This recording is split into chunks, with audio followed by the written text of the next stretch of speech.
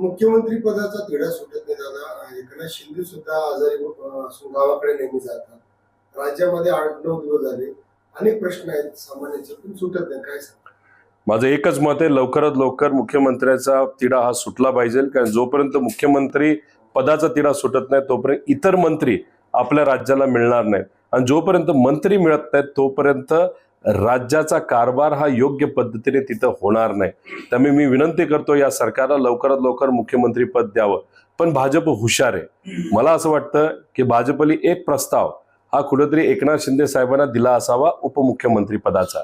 जी व्यक्ती मुख्यमंत्री पदावर राहिलेली आहे ती उपमुख्यमंत्री पदावर लगेचच कशी जाऊ शकते? आणि एकनाथ शिंदे साहेबांनी सुद्धा महायुतीला सत्तेत आणण्यासाठी खूप कष्ट घेतलेले आहेत. देवेंद्र फडणवीस साहेबांनी घेतले असतील, एकनाथ शिंदे साहेबांनी घेतलेत, अजितदादांनी सुद्धा तिथं घेतलेले आहेत.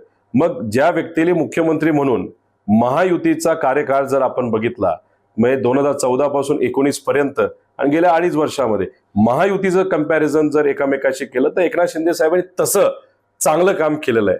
आणि चांगलं काम करून सुद्धा त्यांना डावललं जात असेल तर मग भाजप कुठंतरी एकनाथ शिंदे साहेबांची ताकद कमी करते असं आपल्याला म्हणावं लागेल.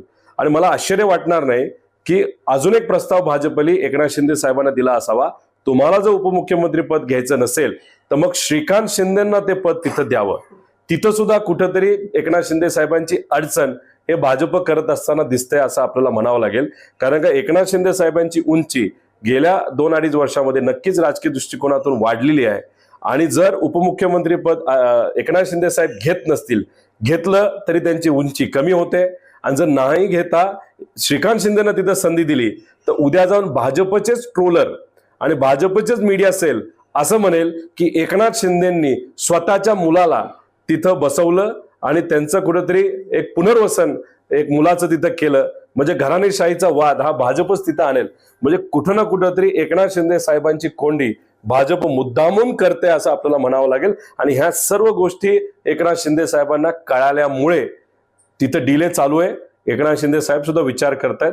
पण बघूया 5 तारखेला खरंच तिथं एखादा निर्णय घेतला जात आहे का काय. पण भाजप एकनाथ शिंदे साहेबांची ताकद आणि अजितदादांची ताकद ही आता कमी करायला सुरू केलेली असं आपल्याला म्हणावं लागेल.